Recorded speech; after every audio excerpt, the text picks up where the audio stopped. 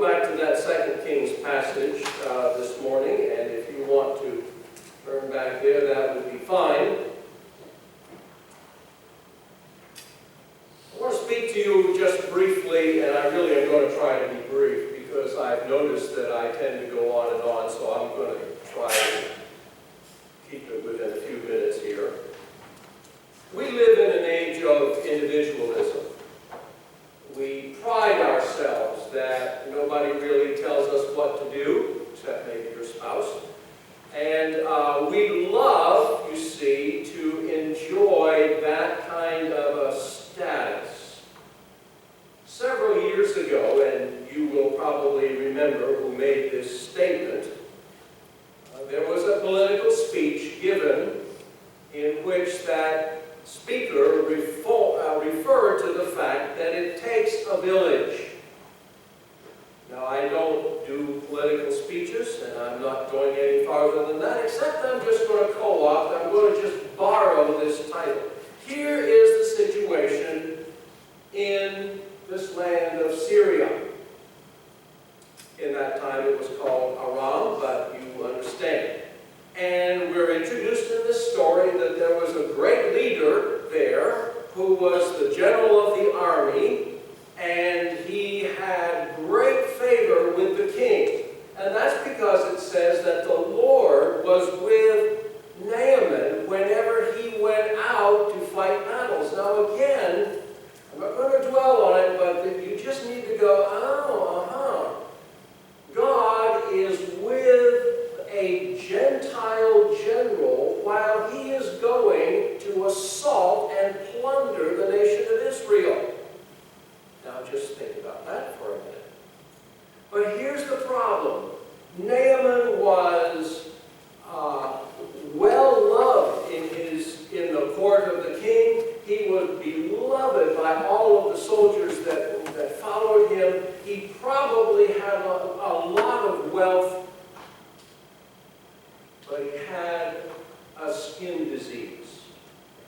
Now, the Old Testament uses the word leprosy to describe a lot of different conditions, and none of them really sound like the medical terminology for leprosy that we have today. When I was growing up in West Africa, there were many people that had leprosy, and it's a horrible disease because you lose fingers and toes and other dreadful things, and eventually you die from the disease. But Naaman, a man of privilege, a man of prestige and honor and well-beloved and all the money that probably he could think of, but he had a skin condition. Now, I'm not a medical person, but I would imagine that maybe it was like what we see described on TV today as plaque psoriasis. Now, if some of you have that condition, you may be able to understand this story a little better. But he had something that was not just, you could just kind of cover it up with a robe. It was something that probably caused him a great deal of discomfort. Now, as the story goes on, you see, God is going to start moving in the hearts of many people to finally bring healing to this general whose name is Naaman. Now, the main character, as I said, is Naaman here, and I've already described a little bit of what we know of his condition that's here. But as he is he's going out to war, he's leading his troops, he's doing all of these things, there's a young girl in the court. We do not know her name, but she says one day to her mistress, the woman she was serving, she said, if only Naaman could go to the prophet that is in Israel, and he would heal him of his disease. Now, I'm going to tell you that takes a whole lot of faith. I don't go around telling people where they can go so they can be cured. I wouldn't know that, you see, but here a young girl who's no longer living with her family in Israel. She's living in a foreign land. She is faithfully serving, and one day it comes to her mind, if only Naaman could go and see the prophet, he would heal her of this disease. Now then there's this little interlude between Naaman decides to go, and so he goes to the king, and he says, the young girl in our home has suggested that I go and see the prophet, but he does something quite different. He gathers a whole lot of silver and gold and changes of clothes, and he sends a letter to the king of Israel. Now let me just say, kind of in passing, that's got to be the biggest insult that you could ever make from one king to another. The king who has been raiding our land is sending a letter and saying, please heal my servant. Well, now what would I want to do that for? See? And the king of Israel, he's upset needlessly because he tears his clothes and says, well, am I in the place of God? Can I heal this man? So we have two kings that are mad. Now, I don't have any spiritual application for that. Maybe there is one. But let's just carry on, shall we? So eventually, when the prophet Elisha hears that the king of Israel has torn his clothes, he sends a little messenger to the king and says, what are you doing that for? Just send him to me. So he does. Naaman gets... Now, mind you, he's not just riding a little horse and just going into the land. He's brought pretty much the whole army with him. Now, I don't know if I can completely understand that, but I'm sure that when this whole Syrian army shows up in Samaria, everybody's going, we didn't do it. And here they are. And they finally come, and the king says, you need to go and speak to Elijah. Probably told him where to find him. Now, the story just kind of gets really conflicted at times. He arrives and Elisha himself doesn't come out. Now, maybe Elisha didn't really realize who he's dealing with here. This is the general of the army that has been coming in whenever they want to and plundering the land of Israel, and now he's here in front of the prophet's house with all of that army. Might be just a little intimidating.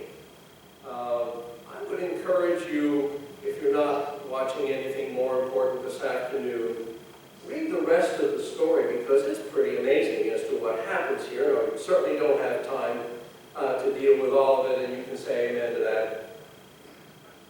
Oh, yeah, I'm sorry. Just a little attempt at levity here, right? Anyway,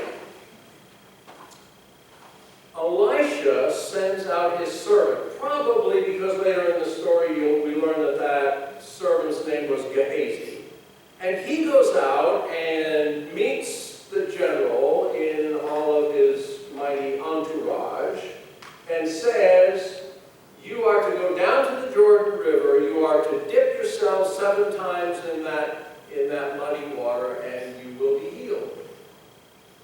Now, Naaman is incensed. What do you mean? He's going to send me to that muddy river of Jordan? Why can't I go down to Pharpar and what that other...